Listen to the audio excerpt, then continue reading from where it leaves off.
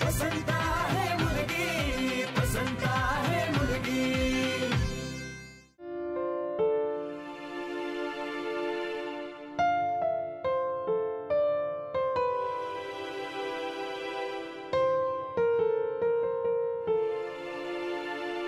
नंदिनी, डोकं दुखायचं थांबलं का ग बाळा? आता आयुष्यभरासाठीच लागली ही डोकेदुखी। मी चेपून देऊ का? बरं वाटेल। आत्यानी चेपलंय। मग मोठी आत्या म्हणते ही अशी नाही जायची डोकेदुखी। तुझ्या मनात काय चाललंय ते मला समजतंय बाळा। तुला वाईट वाटणं अगदी साहजिक आहे। आम्हालाच एवढा मोठा धक्का बसला तर? पण तुला एक सांगू का, वयानं अनुभवानं मी तुझ्यापेक्षा मोठी आहे म्हणून सांगते हो। हे बघ, आपण आपल्यासाठी काहीतरी मनात ठरवत असतो, पण देवानं आपल्यासाठी काहीतरी वेगळाच विचार केलेला असतो। आणि बऱ्याच वेळेला देवानं जे ठरवलेलं असतं आपल्यासाठी ते जास्त चांगलं असतं। आपल्यालाच मला ते वेळेवर कळत नाही। सगळेजण मला हेच सांगतायत, कारण तेच खरं आहे। पुनर्वसूचं चुकलेलंच आहे। मी त्याची आई असले ना तरी माझंही हेच मत आहे। माझा राग नाहीये त्यांच्यावर, पण आता जे झालं ते बदलणं आपल्या हातात आहे का? तू त्याच्यावर रागावलेली नाहीयेस याचं मला फार आश्चर्य वाटतंय। तुझं मन फार मोठं आहे ग बाळा। माझा राग माझ्या बाबांवर आहे। कधी कधी असं वाटतं सरळ जावं त्यांच्याकडे आणि जाब विचारावं त्यांना। नंदिनी,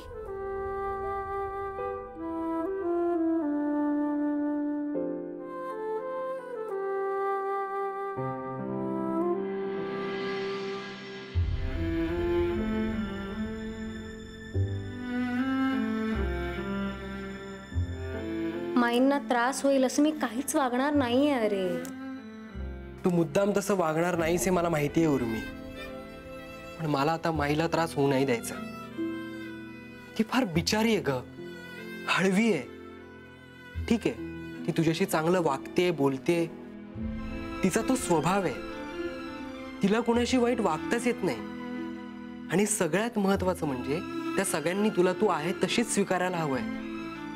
आता त्यांना असं वाटतंय की तू एक त्यांच्यातलीच आहेस, पण घरकाम ही तुझी स्ट्रेंथ नाहीये, त्याच्यापेक्षा खूप जास्त आहे। तुझ्या बाबांना वाटतं तसं तुझ्या हुशारीचा समाजाला उपयोग व्हायला हवा। अरे पण वेळ आली की ते सगळं होईल वासू। म्हणूनच या सगळ्यात तू वेळ वाया घालवू नकोस। मी वेळ वाया नाही घालवते, मी तो इन्व्हेस्ट करते। हे बघ वासू, आपण इथे जन्मभर राहू न राहू मला नाही माहिती ते सगळं, पण उद्याला जगाच्या पाठीवर कुठेही असलो ना तरी तुझ्या पालकांची माझ्या पालकांची जोडलेले असो इतकंच माझं म्हणणं आहे। आणि माईंना जर मी आता त्यांच्यातली वाटले नाही तर आमच्यात नातं कसं निर्माण होणार? ट्रस्ट मी वासू, मी जे काही करते ना खूप विचार करून करते। मला कुणालाच आशेला लावायचं नाहीये। तुझा रोख नंदिनीकडे आहे का? मी तिला कधीच आशेला लावलं नाही। वासू, हे सगळं आपल्यामुळे झालंय, मला गिल्टी वाटतं। पण या सगळ्यात तुझा काहीच दोष नाहीये। वासू, आता तुझे दोष ते सगळे माझे दोष झाले तरी। मी नंदिनीला सांगितलं होतं की आपलं जमणार नाही। हो, पण ते पुरेसं क्लिअर नव्हतं ना वासू। तुला काय माहिती? कारण तिच्या मनात अजूनही ते सगळं आहे। त्याला मी जबाबदार नाहीये। बरं ठीक आहे, पण एक माणूस म्हणून आपण तिची मदत करायला हवी। म्हणजे नक्की काय करायला हवं ते आता मला नाही सांगता येणार। उर्मी, नको पडूस यात। सगळं किचकट आणि अवघडून बसेल। तुमच्याबद्दल कोण कुठे काय बोलेल ना तुम्हालाही कळणार नाही असं होतं। तुमच्या ध्यानीमनी नसताना तुम्ही भलत्याच्याच चुकीचे भागीदार होता। त्यापेक्षा माई आता जरा शांत झालीये, दादा जरा निवळले, तर आपण त्यांचा निरोप घेऊयात। खूप ऋतेपर्यंत मला यात अडकायचं नाहीये। आपल्या दोघांसाठी तेच चांगलं आहे। वासू, अरे आई बाबा आहेत ते तुझे।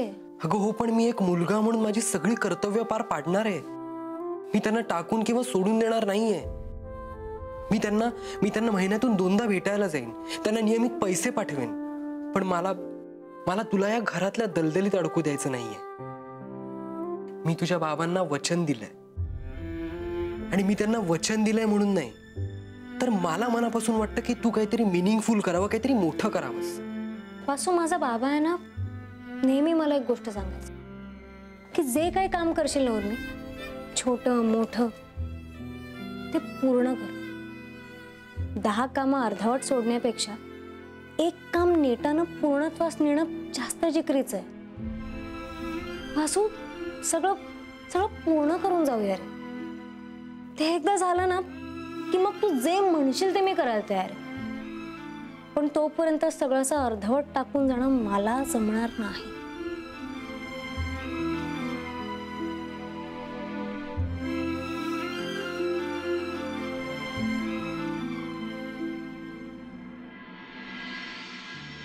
वडिलांच्या आठवणीनं अगदी हळवी झाली हा नंदिनी. काय साहजिक आहे हो. आपण एकदा बोललो पाहिजे तिच्याशी, समजावलं पाहिजे तिला. हो, उद्या परवाच बोलायचं ठरवलंय मी. आणि आपल्या बाजूनं अगदी युद्ध पातळीवर तिच्यासाठी बरंच संशोधन सुरू करूया. नाही, अगदी युद्ध पातळीवर करायला नकोय. एवढं काही वय झालेलं नाहीये तिचं. तिच्या डोक्यावर एकदा अक्षता पडल्या ना की आपण सुटलो. नाही, मला काय म्हणायचं आहे, लवकरात लवकर तिचं चांगलं व्हायलाच हवंय. पण म्हणून जबाबदारीतून सुटका होण्यासाठी तिचं लग्न लावायचं नाहीये आपल्याला. तिचंही सुख पाहिलं पाहिजे. मुलगा सुशिक्षित हवा, निर्व्यसनी हवा, कमावता हवा, धार्मिक हवा, सगळ्यांची जुळवून घेणारा हवा, आणि पत्रिका जुळल्या पाहिजेत, आणि मुख्य म्हणजे योग आला पाहिजे. या सगळ्या गोष्टी होईपर्यंत थोडा वेळ लागला तरी तोपर्यंत आपली मुलगी म्हणून राहू दे की तिला आपल्या घरात. चांगलं स्थळ आलं, सगळ्या गोष्टी जुळल्या तर आपण तिचं लग्न लावून देणारच आहोत. अक्कांशी बोलतो मी पण. हो, तेही खरंच. आणि राहिली तर राहू दे. एवढ्या गोतावळ्यात आपल्याला काही जड नाही ती. हो, माझ्यासाठी जशी आदिती तशी नंदिनी. तुम्ही एकदा बोला हा तिच्याशी, बरं वाटेल तिला. या विषयावर तिच्याशी बोललोच नाहीये आपण. कुठल्या तोंडानं बोलणार होतो आपण. पण आता सगळा विचार केलाय ना आपण. म्हणूनच आता हिंमत आली आहे मला तिला सामोरं जाण्याची. आणि हो, अक्काबाईंशी पण बोला, जरा त्यांची धुसफूस कमी होईल. आपण आतून शांत असल्याशिवाय समोरच्याला शांत करणं फार अवघड असतं. नाही, पण आता माझ्या डोक्यात सगळं स्वच्छ झालंय. तेव्हा अक्का आणि नंदिनीशी शांतपणे बोलून पुढचं सगळं ठरवण्याचं बळ आलंय माझ्यात. तुम्ही सगळं नीट कराल, माझा पूर्ण विश्वास आहे तुमच्यावर. हरिओम हरिओम.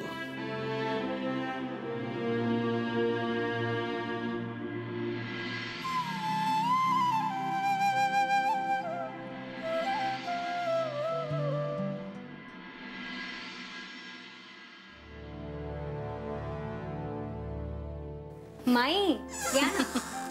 पुनर्वसू कुठे आहे? तो बाथरूम मध्ये जरा आवरतो. घे चहा घे. अहो, तुम्ही का आणलात? मी आलेच ते की आत. अगं, इतके दिवस मुलाचे लाड केले, आता सुनेचे लाड नको करायला. घेऊन तरी बघ कसा झालाय. माई, खूप छान झालाय चहा. मला पण असाच करायला शिकवाल? हो, का नाही. मी तर म्हणते तू आज तुझ्या हाताने चहा करून यांना नेऊन दे. दादांना? अहो, ते चिडले तर? नाही चिडणार. पण माई, अगं तसं असतं तर मी कशाला तुला सांगितलं असतं. त्यांचा राग शांत झालाय आता, आणि तुझ्यावर त्यांचा राग कधीच नव्हता. अरे वासू, चहा घे. माई, आणि काय रे, खोलीच्या बाहेर येत जा की जरा. अगदीच काय आत कोंडून घेतल्यासारखं आतमध्ये बसायचं. नाही, मी बाहेर आलो तर दादा चिडतील उगाच. नाही चिडणार, आता निवडलेत ते. मला नाही वाटत तसं. अरे, नंदिनीसाठी दुसरं चांगलं स्थळ शोधूया म्हणाले.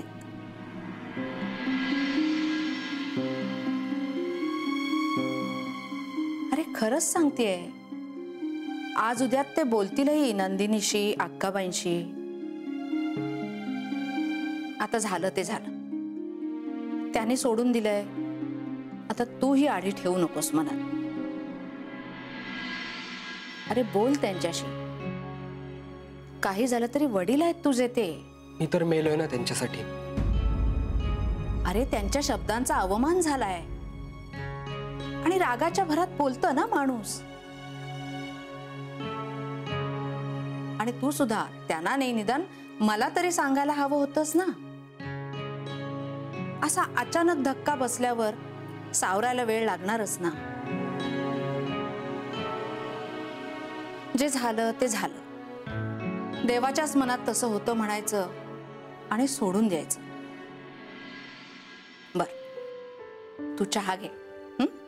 आणि उर्मी, तुझं झालं की ये तू. हो, मी आलोच. हा, चल रे, तू आवरून घे. पटकन कर, मी आले.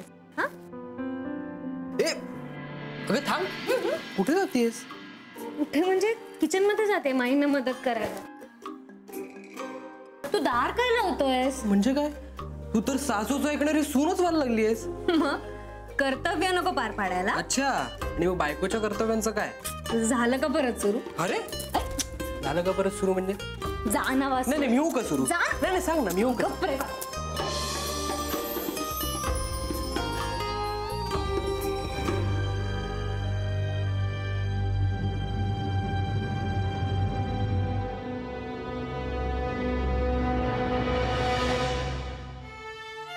नंदिनी, काय झालं बाळा? कुठे काय? नाही, तुझा चेहरा असा ओढल्यासारखा का दिसतोय मग? काही नाही, जरा डोकं चढलंय. अरे सुखी बाबा, सुखी बाबा. अक्का कुठे आहेत? आहेत आत. तू बस जरा, बस. मी ते हे म्हणजे मला काय झालं? चहा आणू?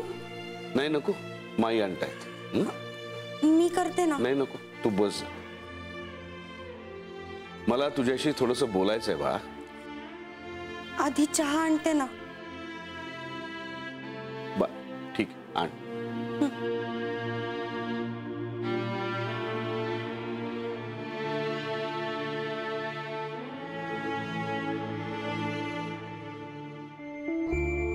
हा, बघते. हा,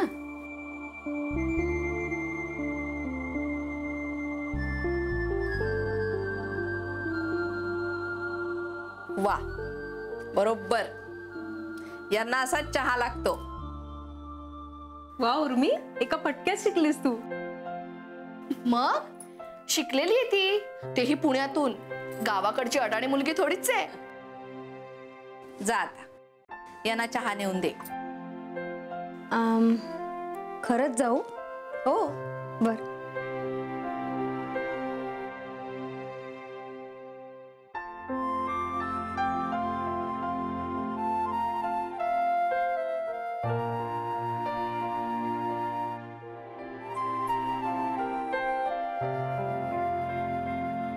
बरं हे बघ, दादांना पहिल्यांदा चहा देतेस, त्यामुळे खांद्यावरनं पदर घे. आणि दादांना चहा दिल्यानंतर नमस्कार कर दादांना. बर. असं काही नाहीये ग, नुसतं चहा दिलास तरी चालेल. अगं करू दे नमस्कार. थोरांचा आशीर्वाद काय वाया जात नाही. आणि दादांसारखे सासरे मिळायला भाग्य लागतं. दादांनी तुला एकदा सून म्हणून मान्यता दिली ना, की कोणाची काही बिशादच नाहीये तुला काही बोलायची. माई,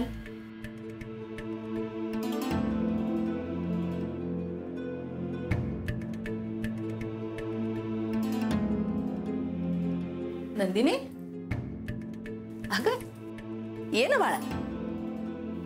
डोकेदुखी कशी आहे तुझी? वाढली आहे. गोळी देऊ का मग? नको. बर, चहा घे, बरं वाटेल जरा. ये. नंतर येते मी. अगं अशी काय तू? आलीस काय, चाललीस काय? नाही राहू दे, मी येते नंतर.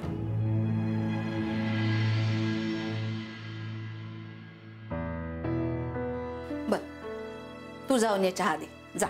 माई पण अगं तिचं डोकं दुखतंय ना, म्हणून सुचत नाहीये तिला काही. जा तू, मी येतेच आहे मागून. बर. आपणही जाऊया हा, दादा काय म्हणतायत ते बघायला. मी पुनर्वसूला सांगते.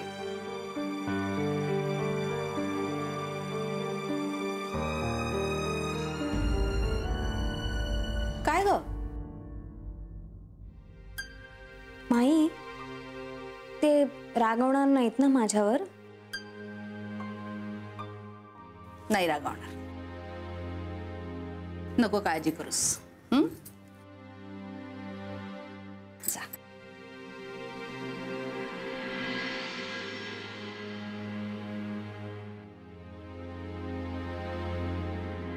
अगं बाई, ही अजून कशी चहा घेऊन येईना, कुठे उंडारते.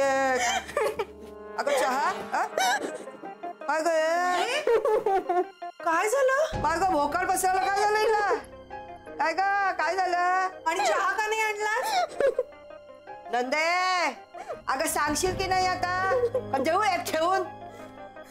नुसती मारू नकोस, तर मारूनच टाक मला, म्हणजे तू सुटशील आणि मी पण.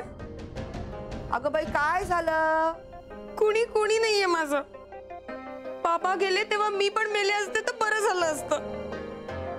नंदे, सकाळी सकाळी असं अशुभ बोलू नकोस. आता असं अशुभच बोलायचं आयुष्यभर. अगं बाई काय झालं? सांग तरी काय झालं? दादांना चहा सुद्धा आता ती देणार. दादा मला म्हणाले चहा आण, पण तिने सगळा ताबाच घेतलाय. माझ्याकडे तेवढंच राहिलं होतं आणि ती आदिती आणि कुमुद बसले तिला फूस लावायला. म्हणाल्या, तुला एकदा दादांनी सून म्हणून स्वीकारलं की कोणाची बिशात नाही तुला बोलायची. मला अडाणी आणि गावंढळ म्हणाल्या. तीच एकटी शाणी आणि शिकलेली, मी मात्र मूर्ख. मला तुम्ही तिच्यासारखं बनवलं नाही, तिच्यासारखं खूप शिकू दिलं नाही. माझं लग्न ठरवलं आणि आता तेही तिनं मोडलं. मी काय करू जगून मोठी आत्या? माझे आई बाबा का मला टाकून गेले? मला का नाही नेलं त्यांनी त्यांच्या बरोबर? मला माझ्या बाबांकडे जायचंय, विचारायचंय त्यांना असं का केलं त्यांनी माझ्या बरोबर. जन्माला घातली आणि वाऱ्यावर सोडून निघून गेले. मी तरी किती सहन करू आता? खूप राग येतो, तोंड दाबून गप्प बसावं लागतं. माझं सगळं सुख तिने घेतलंय. हे बघ सोने, आता मी आहे ना तुला. तुझा काही उपयोग नाहीये, तू नुसत्या पाता मारतेस. मी आव करीन, मी त्याव करीन, पण करत तर मात्र काही नाहीस. नुसतं हिच्या बरोबर कुचाळक्या करत बसलेली असतेस. नंदे, मी नाही तुमची नंदी. अगो, मारून टाका मला आता. मला नाही जगायचंय, खूप झालं, बास झालं आता. डोक्यावरून पाणी गेलंय माझ्या. हे बघ, आपण दुसऱ्या मुलाबरोबर मला नाही करायचं दुसरं कुणाशी लग्न. ज्याच्याशी ठरलं होतं त्याच्याशी लावून दे, नाही तर विहिरीत ढकलून दे मला. तुला शपथ आहे माझ्या बाबांची. नंदे,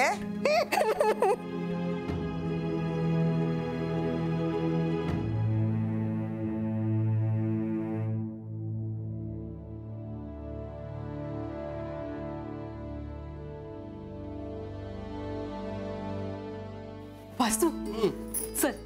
कुठे? चल नदी. काय झालं? एक गंमत दाखवायची तुला. गंमत कुठली? बंद कर अगं, हे आधी. पण काय झालंय? चल चल. ग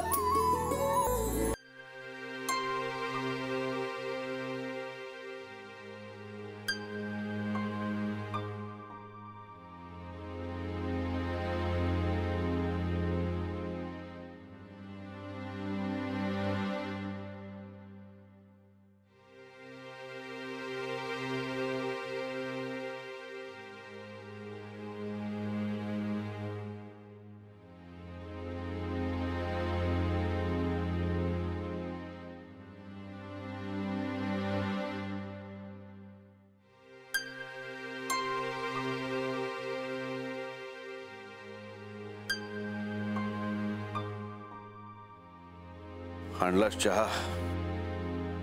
हो. हे बघ बाळ, असं समजू नकोस की तू कोणा परक्याच्या घरात आहेस. तू मला माझ्या आदिती सारखीच आहेस.